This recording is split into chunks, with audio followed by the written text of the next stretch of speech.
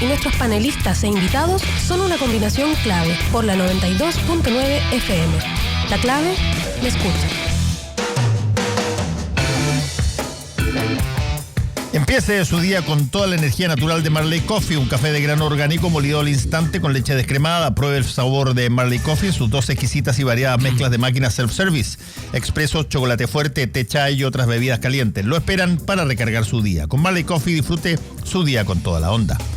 Los sábados y domingos de 13 a 16 horas en Restaurante El Cid, disfrute de un brunch familiar, un sabroso menú con variadas estaciones, coctelería con espumante, bebidas gaseosas ilimitadas y espacios para que los niños jueguen. Reservas al 222-335.000 o en sheraton.com/Santiago. Batería Hankook tiene lo mejor de la tecnología coreana, 100% libre de mantención y la mayor cobertura de garantía en el mercado. Con una calidad superior y un rendimiento excepcional, Batería Hankook es su punto de partida. Busque el punto de venta más cercano en bateriahankook.cl. La palabra estaba con el diputado Tomás Hirsch. Jorge sabe perfectamente que nosotros no le hemos negado la sal y el agua al gobierno y no se trata de eso. Por el contrario, son muchísimos los proyectos y en la misma Comisión de Constitución, Legislación y Justicia lo hemos visto en muchos temas. Luego de debatirlo, discutirlo, agregarle indicaciones, conversar con el Ejecutivo, hemos llegado a unanimidad. No ha habido ningún problema en hacerlo porque vamos construyendo buenos proyectos.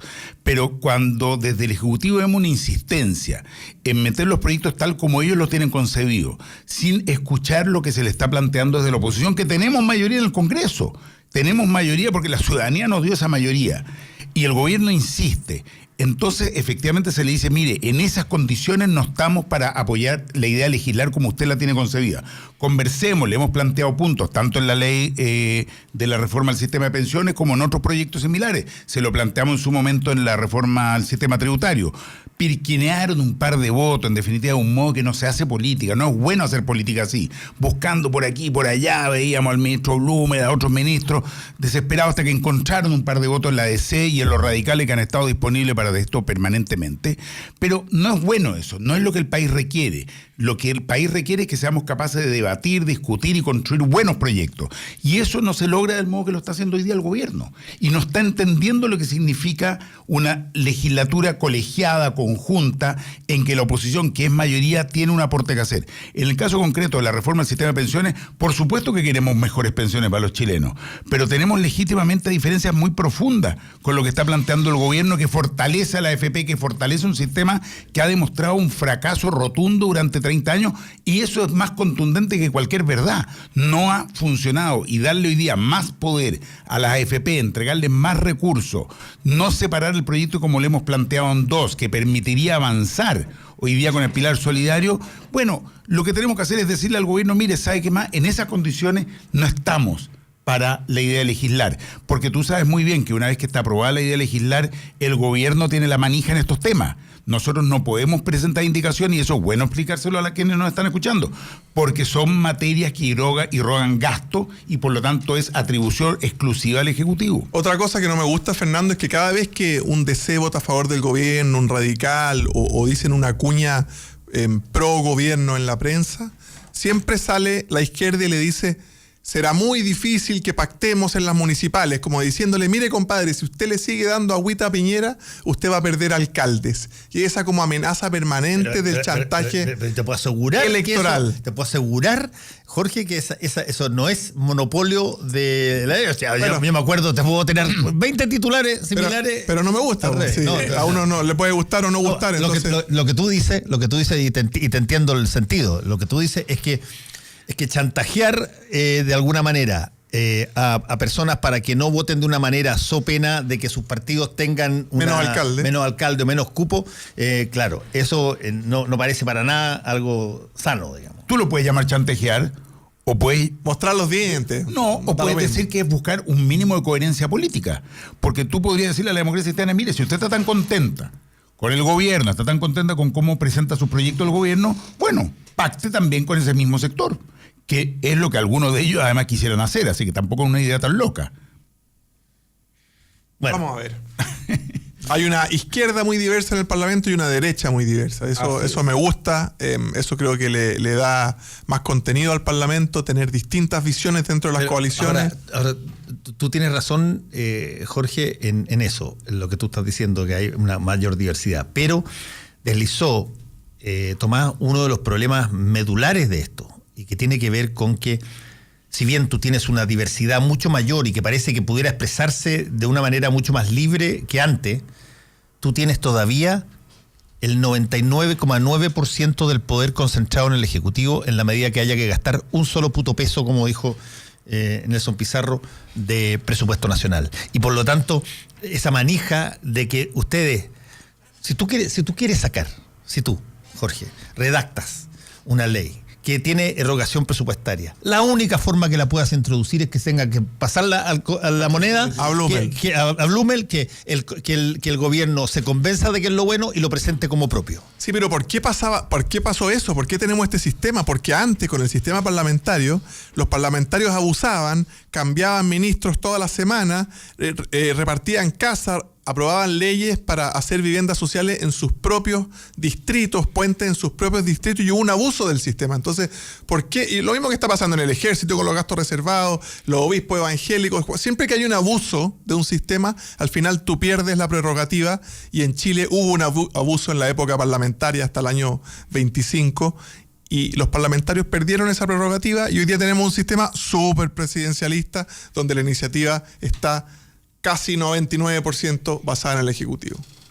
Claro, lo que pasa es que hay que preguntarse si el remedio no es peor que la enfermedad. Hoy día es tan restrictivo, tan hiperpresidencialista, que lo que nosotros podemos presentar al final es limitadísimo. Mira, hablábamos el otro día con un diputado también de la UDI en un debate con Guillermo Ramírez. Estamos ahí pensando en otro proyecto. La cantidad de discusiones que nosotros tenemos sobre monumentos, sobre el día D, pero el día de la cosa más inimaginable que tú te imaginas. Para llegar al extremo de algo que yo todavía no logro entender, porque lo he preguntado en todos los foros y no entiendo, de que tenemos que votar una ley para cambiarle el nombre al gimnasio de Talca. Yo todavía no logro entender por qué nosotros, por qué crees nosotros. ¿Y por qué tenemos que ver el bono de gendarmería en Constitución? Estamos viendo el alza de sueldo de gendarmería, un detalle del Ejecutivo. Un detalle, claro, un bono. Entonces, es muy raro en lo que terminamos legislando. Yo te digo, desde marzo del año pasado hasta ahora debemos haber votado unos 20 días de las cosas más inimaginables. Mira, pasa lo mismo, Fernando. 10 o 15 monumentos. Ahí están los días del luche, del trompo, de las catástrofes naturales. De la catástrofe natural, del baile no sé qué, del deportista amateur. Le pasa un poco lo mismo, Fernando, a los municipios. Yo fui concejal por Santiago harto tiempo, y los concejales sienten un poco lo mismo. Mire, yo no tengo iniciativa para nada, aquí es el alcalde el que manda, y al final termino votando el cambio de nombre de una calle, termino votando la patente de alcoholes, que en realidad ya viene cocinada. Entonces, pero uno dice, bueno, andarían mejor los municipios si los concejales tuvieran facultades de administrar, facultades de manejar presupuestos, facultades de manejar la basura, el aseo, el ornato, la iluminación. Andaría más rápido. No, pero es que no es necesario irse a la otra banda, porque quizás habría que poner una suerte de proceso intermedio donde tú puedas de alguna manera sancionar junto con los concejales algún tipo de legislación sin necesidad de que los concejales se te metan a tener que redactar. Administrar. Pero además, tú sabes que el Ejecutivo es colegislador, está permanentemente y muy activo en el Congreso. La verdad es que es mucho más de lo que uno supone cuando no está en el Congreso. ¿Sí? Está en todas las sesiones, de todas las comisiones. Tú tenés ministros, subsecretarios que se están permanentemente presentando indicaciones, se llevan el debate y a la semana siguiente vuelven con algo.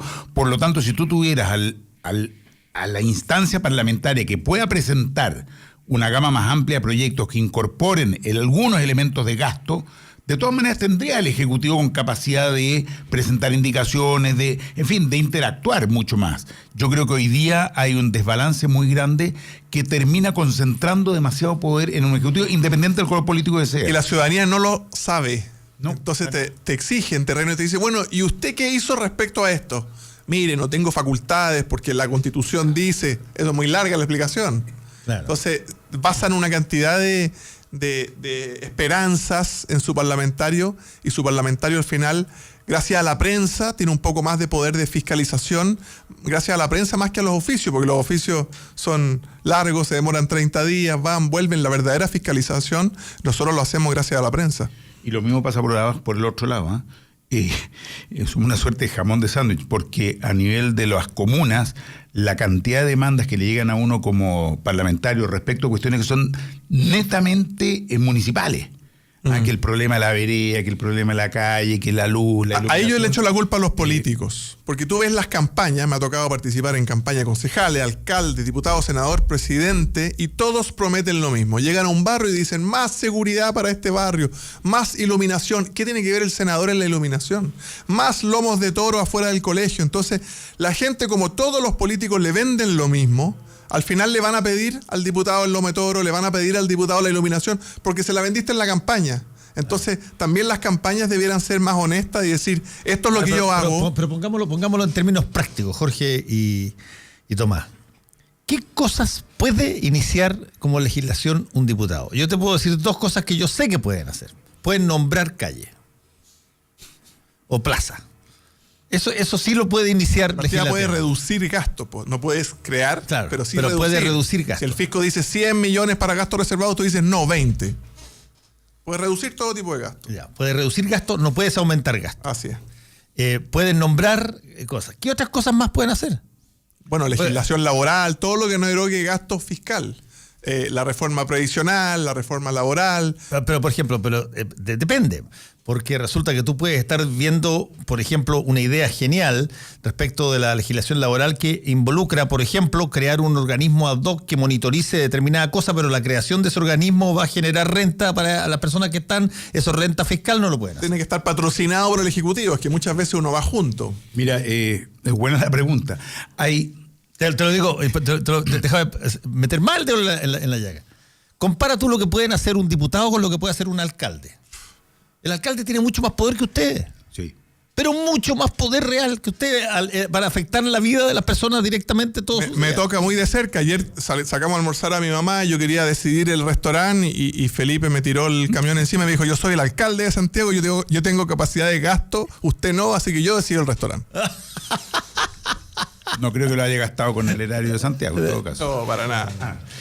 De hecho, son varios los alcaldes que a mí me han dicho, mira, yo no quiero jamás ser diputado, yo estoy feliz que como alcalde puedo tomar decisiones. Exacto. Decisiones concretas que la próxima semana se ve algo que se está haciendo. Tú ves que la gente te agradece por algo inmediatamente. Bueno, mira, Fernando, no. a mí una de las cuestiones que me ha desesperado en este año y casi año y medio es ver lo burocrático y lo lento de este proceso.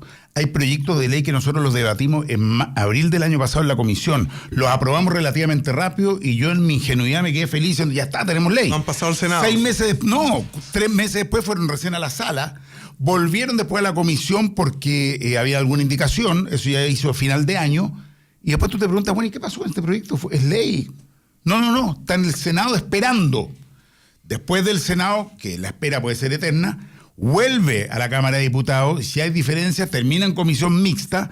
Mira, se alarga a veces para temas que son puntuales, que son de fácil despacho, es tremendamente burocrático. Ahora, hay muchas materias en las que sí podemos legislar, hay muchas cuestiones regulatorias, por ejemplo, que tienen que ver con salud, que tienen que ver con educación, que tienen que ver con vivienda, que tienen que ver con regionalización, que tienen que ver con seguridad ciudadana. Hay muchas materias en que también podemos legislar. El problema está en que además el gobierno no solo es el que tiene la potestad de legislar en temas de gastos, sino que pone las urgencias. Pone la velocidad. Poner la urgencia también es un tema que no se sabe normalmente. Hace que nosotros llegamos felices a la reunión de hoy día en la tarde en la sesión de Constitución que tenemos y nos dicen, no, pero ¿sabe qué? El gobierno acaba de ingresar este proyecto con suma urgencia. Sonamos. Todo lo ese proyecto que íbamos a ver al balcón y ahora vamos a ver este proyecto. Y eso nos pasa sistemáticamente y además, ¿para qué estamos con cosas? Lo hacen todos los gobiernos. Cuando los gobiernos, porque este gobierno tiene cuando los gobiernos no quieren que se toque un tema medio peleagudo, te tiran una urgencia. Bueno, pero si el gobierno los primeros 3 meses... Este gobierno en los primeros 3 meses tuvo una lentitud legislativa, digamos, y entonces había mucha crítica. Lo que hicieron después, metieron proyectos y los metieron todos con urgencia, y nos tenían a todas las comisiones ocupadas con la urgencia que había puesto el gobierno, en algunos proyectos que eran importantes, pero otros que eran bastante intrascendentes. Es un modo que tienen los gobiernos de manejar la agenda.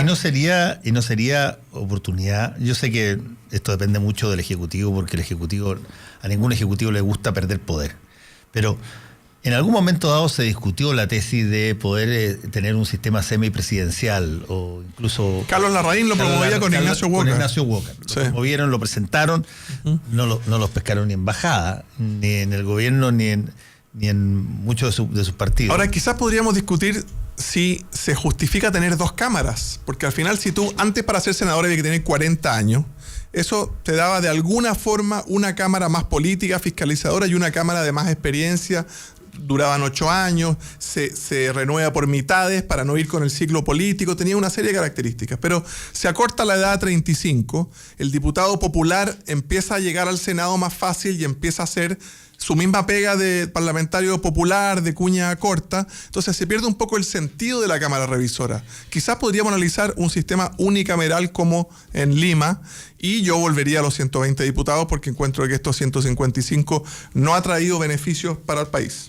Yo estoy por un sistema semipresidencial en que haya un mayor equilibrio de los poderes y de las facultades y las potestades, y un sistema unicameral de todas maneras. La verdad es que hoy día no veo qué justifique el sistema bicameral. No es Cámara Revisora, además que a veces entran por un lado, a veces entran por el Senado y a veces entran por la Cámara de Diputados. Entonces, en realidad son los proyectos. Por lo tanto, son dos cámaras que operan en paralelo y que no tienen hoy día la justificación de ser revisora de la otra. El mecanismo mismo, el proceso de ley, permite una revisión bastante acuciosa en las comisiones. De esta coincidencia que tienen ustedes, lo que es interesante es que sea lo que sea que vaya en la dirección de lo que ustedes dicen, esto es reforma constitucional. Esto no es un proyecto de ley simple, y por lo tanto, ya que tenemos reforma constitucional, aprovechemos de reformar. En general pasa mucho que cuando las personas están en el Parlamento piensan más o menos así, pero si Tomás fuera ministro, yo fuera ministro el día de mañana, me diría, mira, no, el Ejecutivo necesita estas facultades porque el país necesita marchar. No, porque uno protege la pega propia, digamos. Depende, más que la pega es el funcionamiento, las atribuciones de ese sistema. Bueno, nosotros queremos retomar el tema de una reforma profunda a la Constitución chilena. O sea, en realidad, más que una reforma profunda, una nueva Constitución. Nosotros, al menos en el Frente Amplio, creemos que el proceso debe ser a través de una asamblea constituyente, pero hemos estado abiertos a discutirlo, a debatirlo, pero lo primero que tiene que hacer es un proyecto que reforme el sistema de reforma de la Constitución, que, como sabemos muy bien, es tremendamente lo que se ha llamado pétrea. Es decir, es una de las reformas más difíciles, una de las constituciones más difíciles de ser reformada. Y con los tiempos y la velocidad de los tiempos, tú requieres mecanismos mucho más ágiles que el que tenemos hoy día establecido. Oye, a propósito de algunas de las cosas que están pasando, todos estos rumores de cambio de gabinete, Jorge, ¿tú has escuchado algo? Porque hay dos razones por las cuales podría ser conveniente un cambio de gabinete. Uno, porque hay un problema de gabinete, creo yo. Y creo que lo han expresado incluso hasta miembros de la coalición de gobierno. La segunda cosa es porque, y yo lo pongo siempre en sentido de análisis de contenido, digamos, la técnica de poder disectar un texto o una obra y ver el contenido. Lo decía un viejo cineasta estadounidense: cuando tú tienes desordenado a los personajes en una película, pon un rito, mete un matrimonio, mete un funeral, mete, qué sé yo, algún tipo, un bautizo, de tal manera de que todos los personajes se congregan en ese rito y salen ordenados después de él. Es la lógica del Padrino, donde está, que a través de los ritos ordena el guión con muchos personajes y muchas cosas que están pasando. Y no hay nada que en la política genere un cambio de rito, cambio ritual, que un cambio de gabinete. Se te da la sensación de que tú reordenaste los errores que había, reenfocas lo que hay a futuro, pones caras nuevas que no tienen inmediato pasado, por lo tanto les das la oportunidad del beneficio de la duda de inmediato y generas un respiro para un gobierno.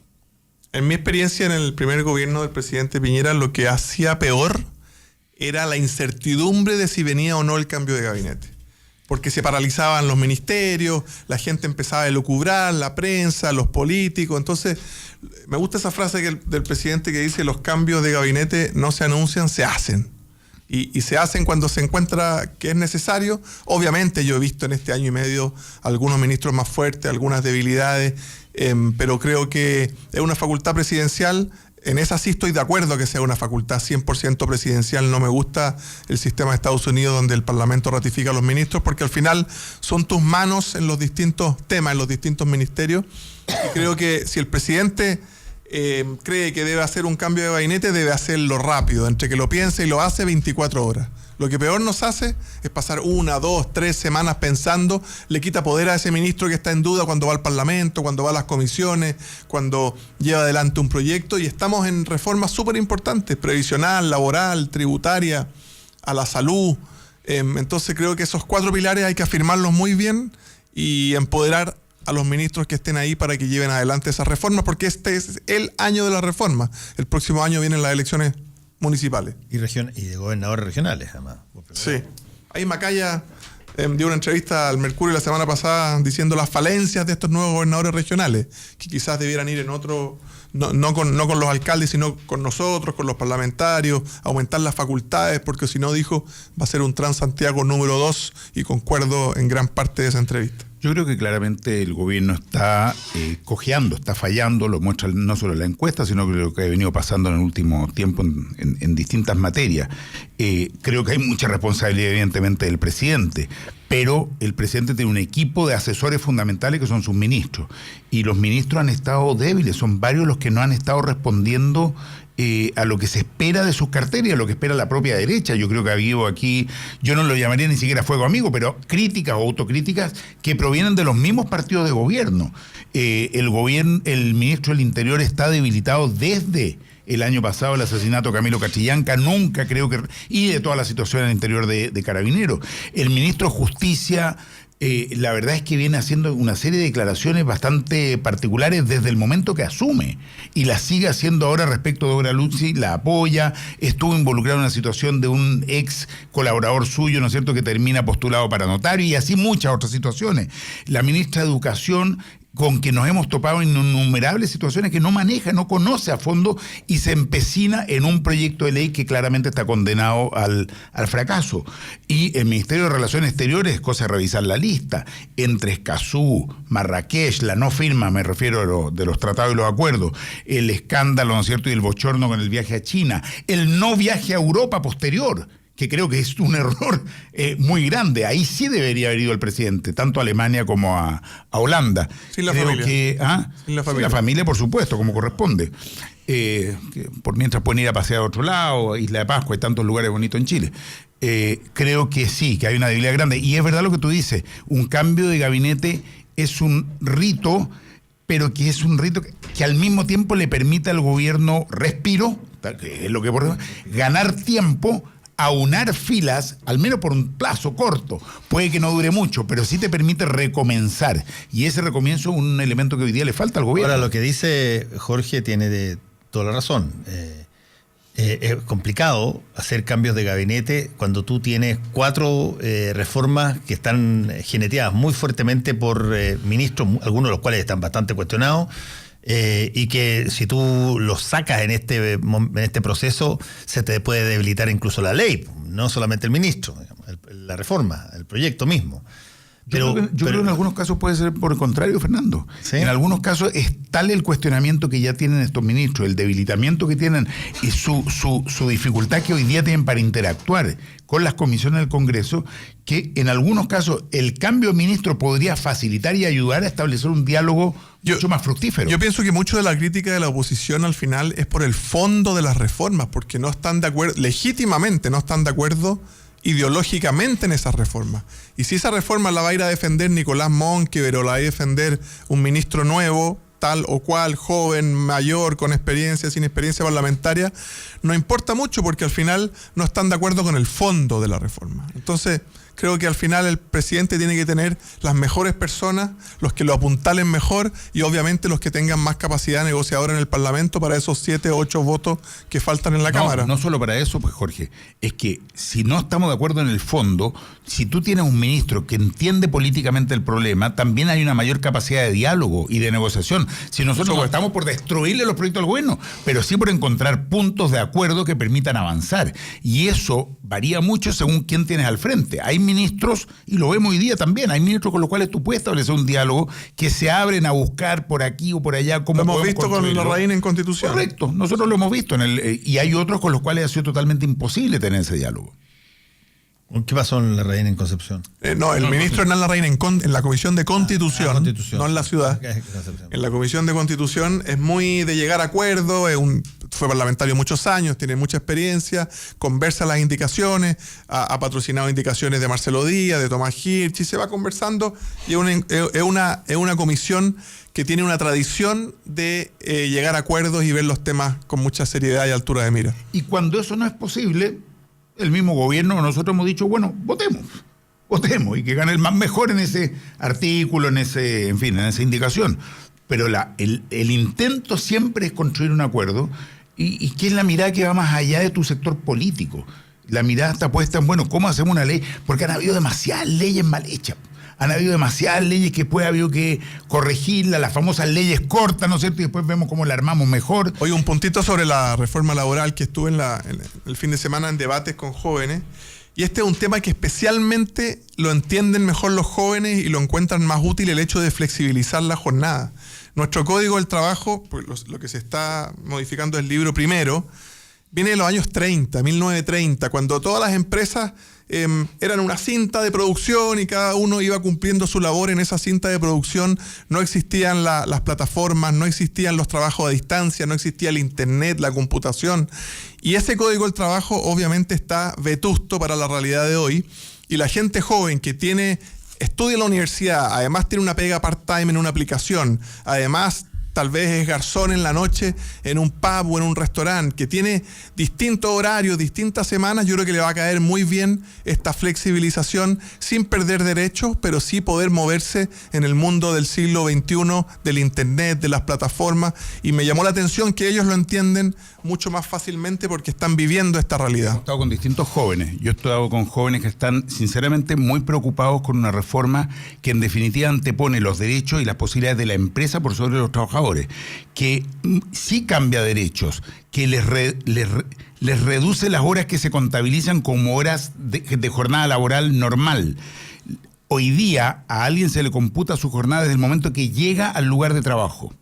Lo que propone este proyecto de ley, tomando un aspecto solamente, es que todo el tiempo entre que llega al lugar de trabajo, la inducción que se le puede hacer, cosa que se hace en las grandes empresas, las mineras o muchas empresas, las constructoras, etcétera, el tiempo que toma en ponerse la ropa adecuada y en llegar hasta la faena misma, no es considerada parte de la jornada normal de trabajo. Así está planteado el proyecto de ley. Así. Ahora, se les paga efectivamente como hora extra, pero le aumenta el número de horas que deben estar en el lugar de trabajo, lo cual para mucha gente significa un problema enorme, porque la gente, más allá de lo que Monkeberg propone, se demora horas en llegar muchas veces a su lugar de trabajo. Ayer salió una encuesta que los gerentes 32 minutos, ¿no es cierto? Y las trabajadoras de casa particular 65, 70 y hasta 90 minutos.